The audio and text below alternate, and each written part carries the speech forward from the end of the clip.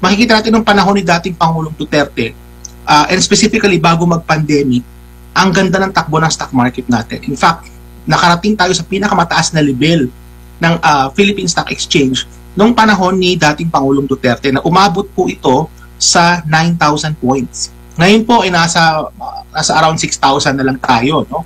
So makikita natin na yung time ni Marcos Jr. hanggang sa ngayon ay pabulusok pababa ang galaw ng Philippine Stock Exchange. Bakit? Kasi nga may perception ng korupsyon at ayaw ng mga investor na mamuhunan sa isang bansa na merong ganitong klaseng sistema. At mainit pa rin yung usapin patungkol nga dito sa issue ng korupsyon, bagamat may mga pagkihit na bigla, no? Dahil may mga fake news daw itong sinasabing 1.7 trillion daw yung nawala sa stock market natin. Pero sa kabuuan, Doc, gaano kalaki ang epekto ng korupsyon sa isang bansa, sa ekonomiya ng isang bansa? Kasi natapik na rin natin ito nitong mga last past natin ng mga panayam na sinasabi rin ng ilang grupo na ay wala nang masyadong epekto yung korupsyon kasi kumbaga nakasanaya, no, sa atin. Pero sa kabuuan ba, may epekto ba yan sa ating ekonomiya po pag alamak na yung korupsyon na nangyayari?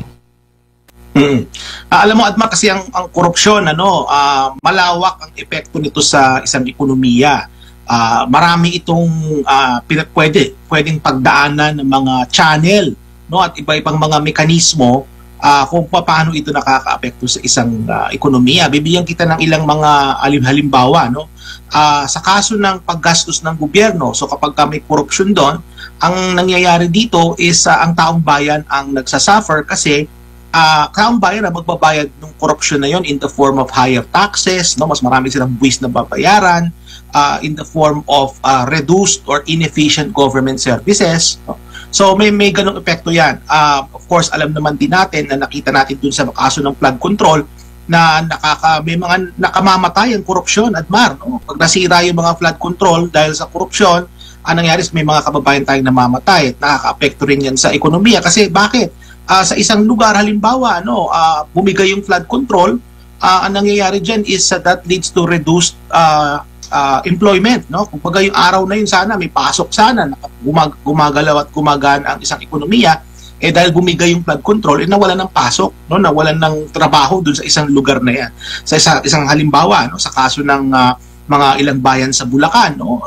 Perennially na binabaha sila dahil bumigay yung flood control, laging walang pasok dun sa lugar na yun. So nakaka-apekto yan dun sa local economy. Sa halimbawa rin, Admar, sa kaso ng sa stock market, no? Kasi ang nakita natin dito sa kaso ng Philippine Stock Exchange is magbuhat nung umupo si Marcos Jr., nakita natin na yung trend mismo, yung pangkalahatang galaw ng stock market natin is pababa, no? In fact, gusto ko rin i-connect tayo, Admar, nga dito sa sinasabi nga nila na pagbaba ng pagbagsak ng stock market. Kung titingnan natin, Admar, from today until this time last year, ang ibinaba ng ating stock market is 18%. So 18% ang ibinaba, ang nalagas na value. At may attribute natin ito in a very large part sa perception ng mga investors sa ating bansa. Kasi alam mo, Admar, before Marcos Jr. and even before COVID, hindi naman ganito ang perception ng mga investors sa atin. And by the way, when I say of investor, sa kasong ito, I'm referring, Admar, dun sa mga nag-i-invest sa stock market. Kasi kaiba ito dun sa sinasabing foreign direct investment. Pinag-uusapan dito is portfolio investment. Makikita natin nung panahon ni dating Pangulong Duterte, and specifically bago mag-pandemic, ang ganda ng takbo ng stock market natin. In fact, nakarating tayo sa pinakamataas na level ng Philippine Stock Exchange nung panahon ni dating Pangulong Duterte na umabot po ito sa 9,000 points. Ngayon po ay nasa around 6,000 na lang tayo, no?